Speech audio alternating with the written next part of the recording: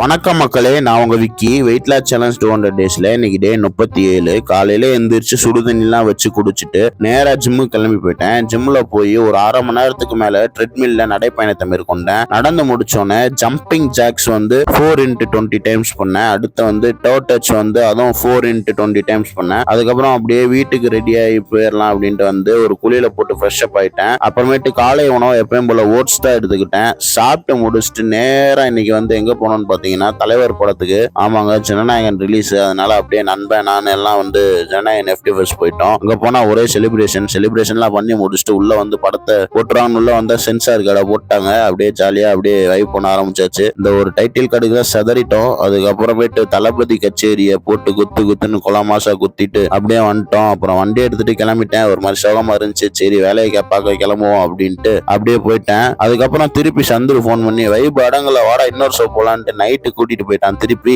Night ஒரு 12:30க்கு தான் ஷோவே போட்டாங்க. அப்பயும் செலிப்ரேஷன் பயங்கரமா பண்ணிக்கிட்டு இருந்தாங்க.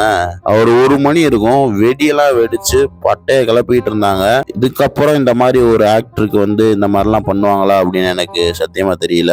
எங்களோட சைல்ட்ஹுட் மெமரியே எண்ட் ஆயிடுச்சு. சரின்ட்டு அப்படியே உள்ள போயிட்டோம். ஃபைனலா ஒரு குத்து நம்மளும் குத்திடுவோம்ட்டு ஜாலியா